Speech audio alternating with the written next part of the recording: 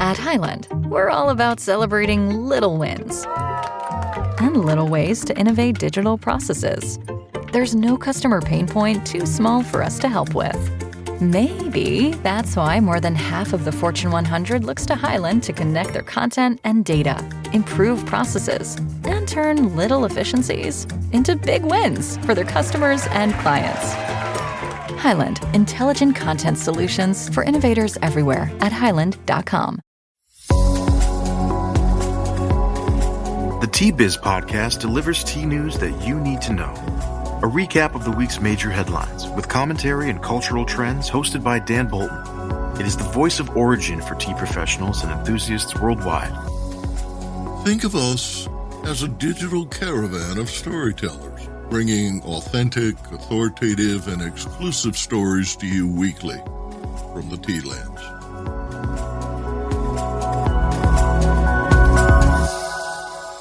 Hello, everyone. The tea harvest in Guizhou, China, is well underway, and the very first tea leaves of spring were harvested this week in northern India. Here are this week's headlines. The United Nations Food and Agriculture Organization says the tea industry can help transform the global AgriFood system. Tea Biz recounts 2021's advances in health and wellness, a tea in 22 forecast. And domestic demand drives Bangladesh's surge in production. More in a minute, but first, this important message. What makes a perfect cup of Ceylon tea? The perfect cup is from the tea businesses that ensure the protection of all the children living within their tea estates. We salute Kailani Valley, Telawakili, Bogawantalawa, Harana, and Eliptia tea estates. Support Save the Children, Sri Lanka. The Director General of the Food and Agriculture Organization of the United Nations, FAO, said this week that tea can play a leading role in the transformation of global food systems. Quote, "To end world hunger and poverty, it is critical that we transform our agri-food systems," Chu Dongyu told members of the 24th session of FAO's Intergovernmental Group on Tea. His opening remarks welcomed a delegation of government officials and tea association representatives from 60 countries to the day-long virtual event. Tea is labor-intensive, and that provides jobs and income to many of the poorest rural communities in the world, including women and their families. 9 million of the 13 million people employed in the global tea industry are smallholder farmers producing 60% of the world's tea. This makes tea an important contributor to the achievement of the UN's 2030 Agenda and the Sustainable Development Goals. In addition, tea export earnings represent an important source of revenues, especially for many low-income countries that need foreign exchange to pay for their food import bills and to buy goods and services from world markets, writes FAO. FAO estimated the value of global tea production at $17 billion, while trade is valued at $8 billion. Chu said data indicated an increase in tea consumption during pandemic lockdowns as people took comfort in tea during the most difficult moments. The sector faces a number of challenges that require urgent attention, said Chu. These include the ongoing climate crisis, the need to improve the sustainability of the tea supply chain, low levels of productivity, and cost pressure faced by actors along the value chain. Business Insight. Chu mentioned smallholders several times during his remarks, drawing attention to their needs for technical and financial support to invest in pest and disease-resistant varieties and to improve productivity. He said the Confederation of International Tea Smallholders can provide valuable support in this regard. Global production by smallholders is increasing. In China and Vietnam, smallholders now produce 80% of the tea grown. In India, Kenya, and Sri Lanka, more than half the tea is grown by smallholders, and production by smallholders in Indonesia is nearing 50%. Advances in tea health and wellness, the 11th of 12 tea and 22 forecasts for the new year.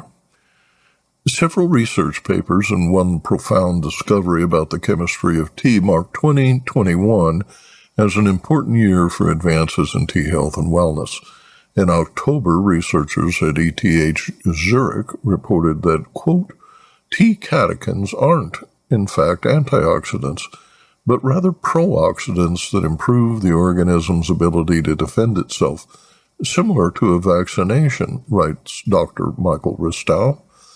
In a study of nematodes, Ristow and his associates found that tea improved health and extended lifespans. The findings from the study translate well to humans, he said. Quote, the basic biochemical processes by which organisms neutralize oxygen-free radicals are conserved in the evolution history and are present in everything from unicellular yeast to humans, he said. The study was published in the journal Aging. Several new research reports were published in 2020 and 2021 illustrating tea's extraordinary ability to act as a booster of human immune systems, writes Peter Goji, president of the Tea Association of the U.S. Quote, cardiovascular health, immune-boosting properties, and improvement of mood are the most popular reasons as to why people drink tea, according to a qualitative survey by Seton Hall University, according to Goji, who noted that consumers embraced the calming effects of tea during the crisis as they consumed more tea at home. In July, researchers in England concluded that children as early as age 4 benefit from drinking tea. Tea helps combat obesity, stress, aids relaxation, influences brain functions such as alertness and concentration, and is an ideal replacement for sugary drinks, according to Dr. Pamela Mason, whose work appeared in the peer-reviewed journal Nutrition and Food Technology. Drinking tea daily could help preserve physical and mental health in childhood through the teens and adulthood, pregnancy, and into old age, she said. Due to the pandemic, tea emerged as a safe and popular plant-based beverage, an ideal base for the addition of functional ingredients, according to Dr. Neda Milosevic, a Harvard-trained physician and faculty member at the Harvard Medical School. Dr. Milosevic is the founder of the Integrative Health Program at Massachusetts General Hospital. Quote, the historical underpinning showed the idea of food as medicine has been around for millennia in many different ways from many different cultures, she said. In her keynote address at the UC Davis Global Tea Initiative Colloquium, Milosevic said modern practitioners are seeing some of the ways that food and tea, which is no exception, can have certain health applications. She cited adaptogens, an herb class that can really play a role in anxiety and stress reduction. Quote, adaptogens can have a constitutionally normalizing effect on the body and even be helpful with focus and sleep, many of the things that many of us have faced in many different ways, given what we've all been dealing with in the last 2 years now with the pandemic, she said. Business Insight.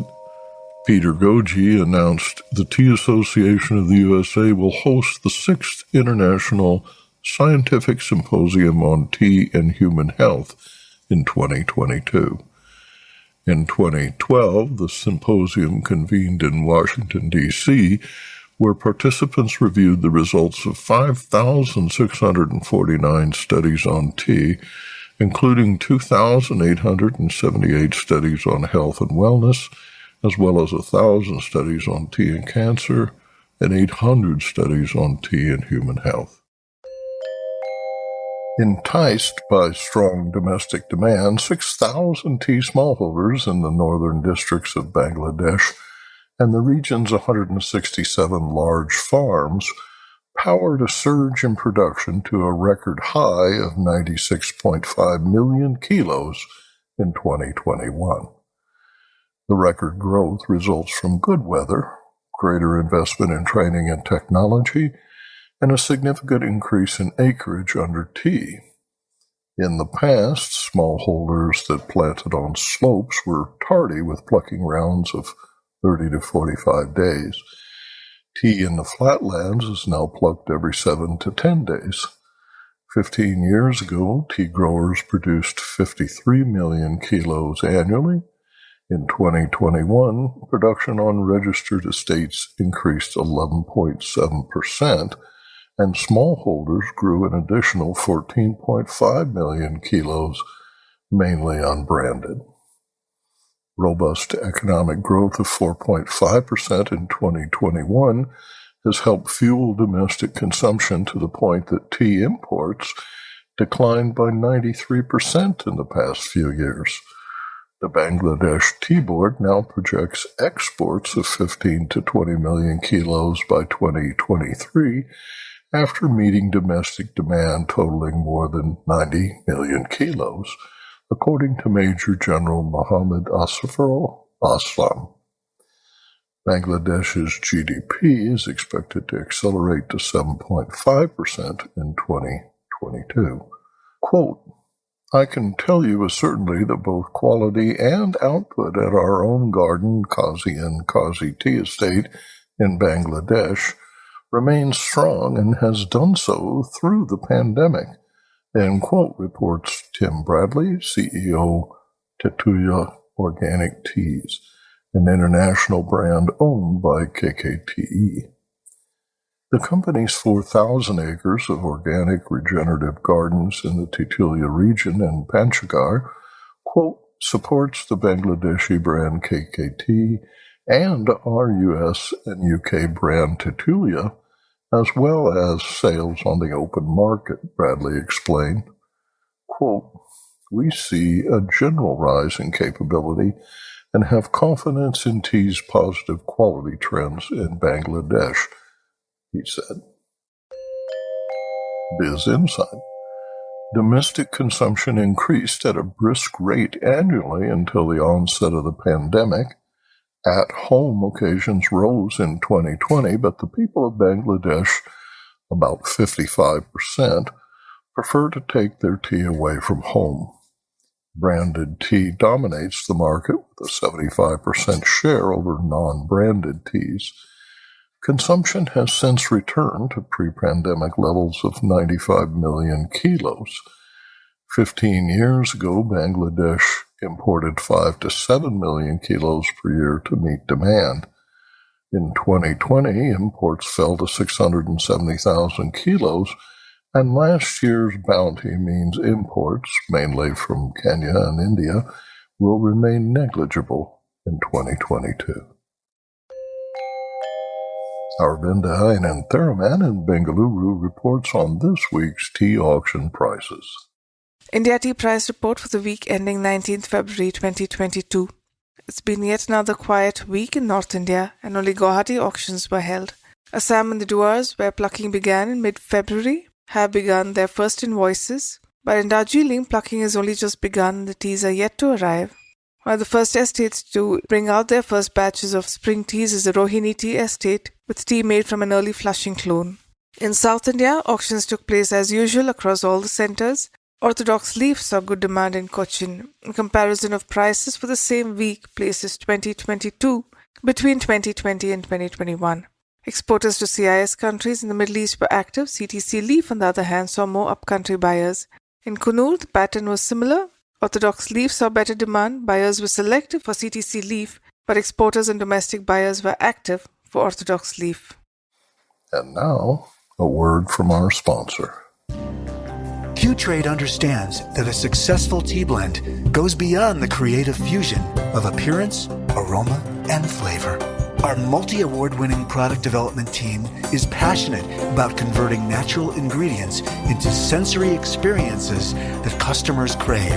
Every recipe is formulated with a commercial backbone of dependable quality sourcing with a pricing structure that supports a safe, regulated, profitable, and scalable blend. Q-Trade meets every brand's retail, food service, and e-commerce need. For more information, visit our website, qtradeteas.com.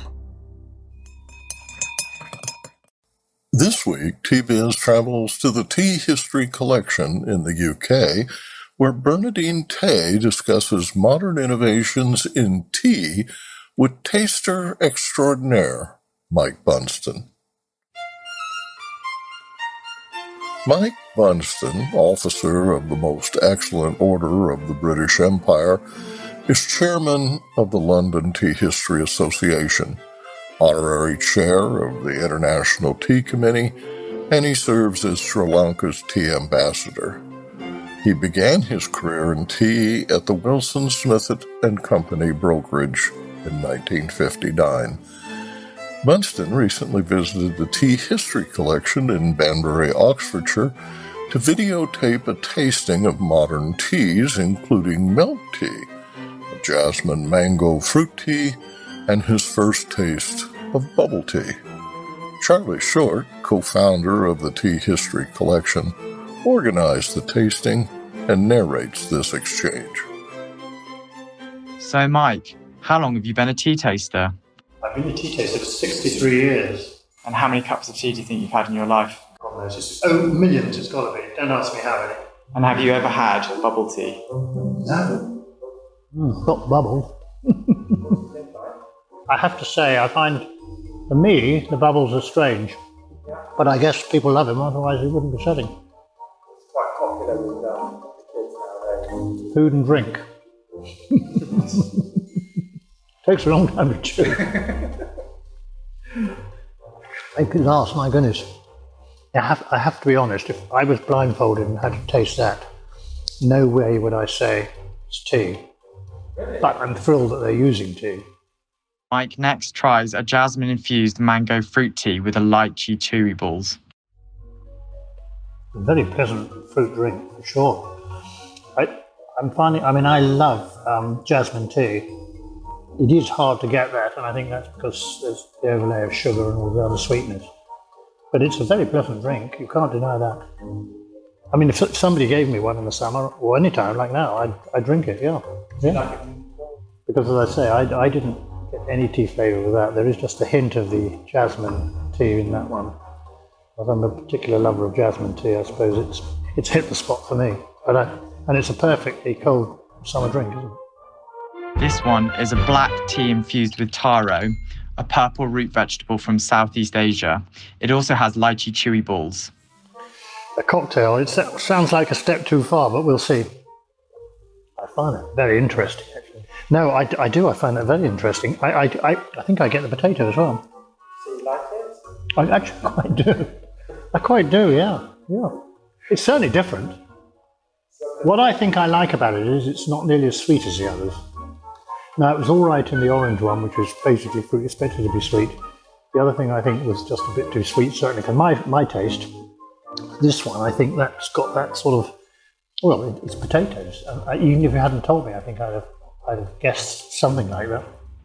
Mike, which one is your favourite? I think the orange one first, then the first one I tasted. I probably won't, but if somebody offered me one, I'd be very happy to drink it again.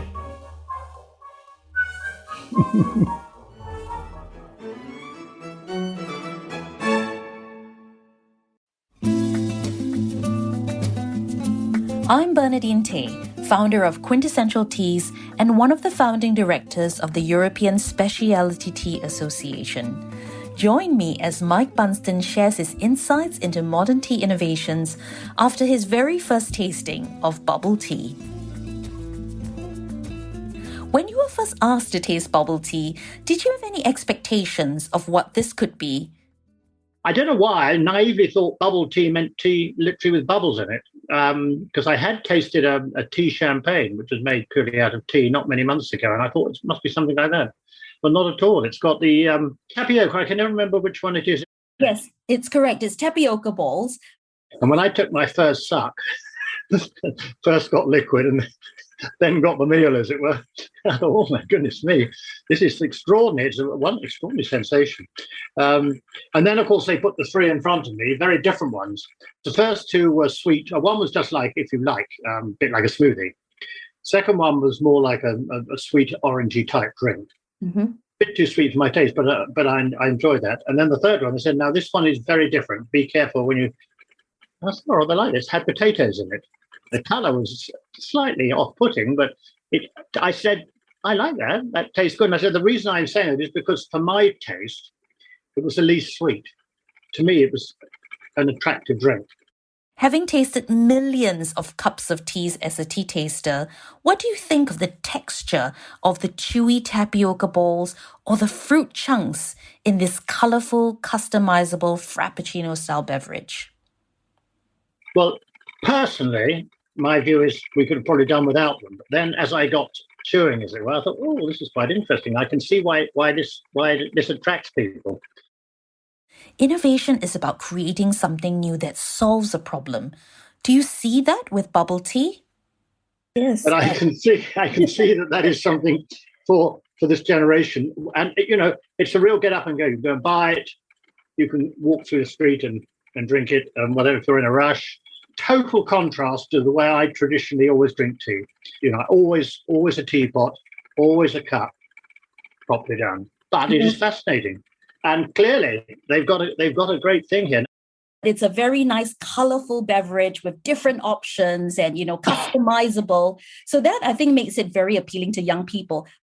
You imagine if you're, a young person working in London or any major city in the world, doesn't matter, and you've got a short time to have lunch, you're out and about, you perhaps want to meet a friend.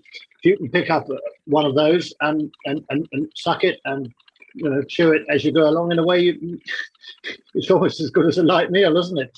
So I think this is the thing. It's trendy, it's very practical, but it gives you all the goodness that you want from tea and everything else with this little added thing with the tapioca bubbles. So I think it's clever. The mark of good innovation is its staying power. So do you think bubble tea is here to stay? Well, I think I could have said a while back, without knowing much about it, I expect it's just another fad. But having now experienced it and having heard much more from you guys about it all, I think you've probably got something that will have staying power for sure, yeah. I love tea. When I talk about tea, I talk about Camellia sinensis. So anything that has got tea in it, I'm happy with. What I'm not happy with, really, are all these things that say they're tea on the supermarket shelves, like mint tea, which when you look is mint and no tea, or fruit tea, which is fruit and no tea, and that really upsets me. But if it's got tea in, fine. And that's just a great thing with this. They're using tea as a base and bringing it up, as you say, to the 21st century. I think with what people can do nowadays, with modern technology and all the bright ideas people have, all things are possible. The Tea History Collection commemorates the history of tea and preserves important items associated with the industry. Viewings and reservations for meetings are by appointment at the privately owned museum and audiovisual centre in Banbury. To learn more, visit www.teahistory.co.uk.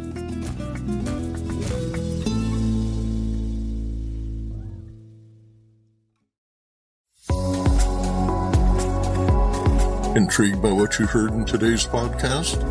Would you like to learn more from our global network of Tea Biz journalists and tea experts?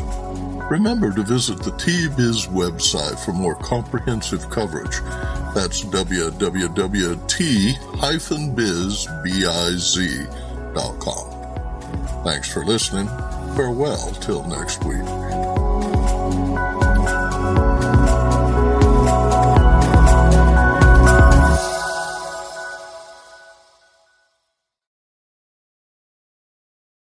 Get ahead of postage rate increases this year with Stamps.com. It's like your own personal post office. Sign up with promo code PROGRAM for a 4-week trial plus free postage and a free digital scale. No long-term commitments or contracts. That's Stamps.com, code PROGRAM.